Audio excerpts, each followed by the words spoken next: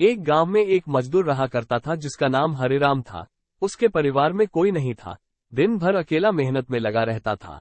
दिल का बहुत ही दयालु और कर्मों का भी बहुत अच्छा था। मजदूर था इसलिए उसे उसका भोजन उसे मजदूरी के बाद ही मिलता था। आगे पीछे कोई ना था इसलिए वो इस आजीविका से संतुष्ट था। एक बार उसे एक छोटा सा बछड़ा मिल गया। उसने खुशी से उसे पाल लिया। उसने सोचा आज तक वो अकेला था, अब वो इस बछड़े को अपने बेटे के जैसे पालेगा।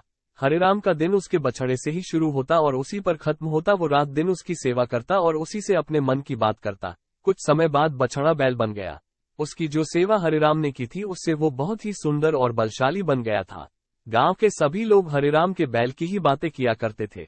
किसानों के गांव में बैल की भरमार थी, पर हरिराम का बैल उन सबसे अलग था। दूर दूर से लोग उसे देखने आते थे। हर कोई हरिराम के बैल के बारे में बातें कर रहा था।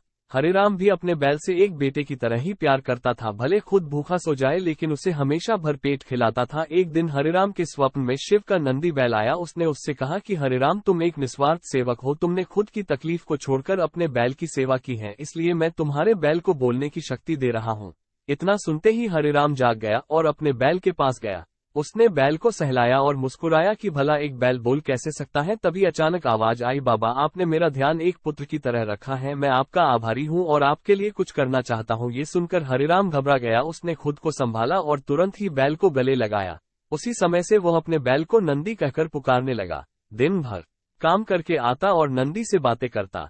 गरीबी की मार बहुत थी। नंदी को तो हरिराम भर पेट देता था लेकिन खुद भूखा सो जाता था। ये बात नंदी को अच्छी नहीं लगी। उसने हरिराम से कहा कि वो नगर के सेठ के पास जाए और शर्त रखे कि उसका बैल नंदी 100 गाड़ी खींच सकता है और शर्त के रूप में सेठ से 1000 मोहरे ले लेना।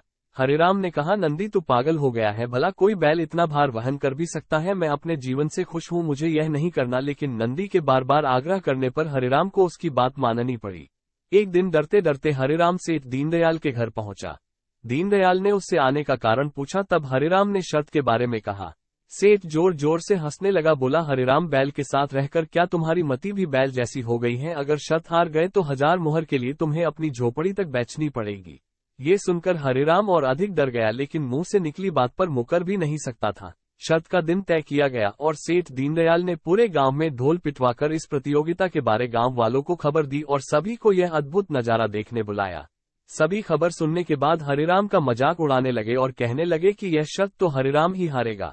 ये सब सुनकर हरिराम को और अधिक डर लगने लगा और उससे नंदी से घृणा होने लगी। वो उसे कोसने लगा, बार बार उसे दोष देता और कहता कि कहाँ मैंने इस बैल को पाल लिया, मेरी अच्छी भली कट रही थी, इसके कारण सर की छत से भी जाऊंगा और लोगों की थू थू होगी वो अलग। अब हरिराम को नंदी बिल्कुल भी रास नहीं आ रहा था। वो दिन आ गया जिस दिन प्रतियोगिता होनी थी। 100 माल से भरी गाड़ियों के आगे नंदी को जोता गया और गाड़ी पर खुद हरिराम बैठा। सभी गांव वाले यह नजारा देख हंस रहे थे और हरिराम को बुरा भला कह रहे थे। हरिराम ने नंदी से कहा, देख तेरे कारण मुझे कितना सुनना पड़ रहा है। मैंने तुझे बेटे जैसे पाला था और तूने मुझे सड़क पर लाने का काम किया। हरिराम के ऐसे घृणित शब्दों के कारण नंदी को गुस्सा आ गया और उसने ठान ली कि वो एक कदम भी आगे नहीं बढ़ाएगा और इस तरह हरिराम शर्त हार गया। सभी ने उसका मजाक उड़ाया और उसे अपनी झोपड़ी सेठ को देनी पड़ी। अब हरिराम नंदी के साथ मंदिर के बाहर पड़ा हुआ था और नंदी के सामने रो रो कर उसे कोस रहा था। उसकी बातें सुन नंदी को सहा नहीं गया और उसने कहा, बाबा, ये सब तुम्हारे कारण हुआ। ये सुन हरिराम चौंक गया। उसने गुस्से में पूछा कि क्या किया मैंने? तुमने भांग खा रखी है क्या?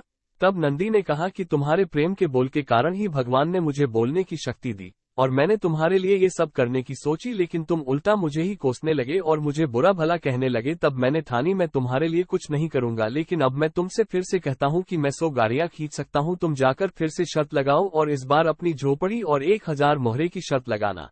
हरिराम वही करता है और फिर से शर्त के अनुसार 100 गाड़ियां तैयार कर उस पर नंदी को जोता जाता है और फिर से उस पर हरिराम बैठता है और प्यार से सहलाकर उसे गाड़ियां खींचने को कहता है और इस बार नंदी यह कर दिखाता है जिसे देख सब स्तब्ध रह जाते हैं और हरिराम शर्त जीत जाता है। सेठ दीनदयाल उसे उसकी झोपड़ी और 1000 मोहरे देता है।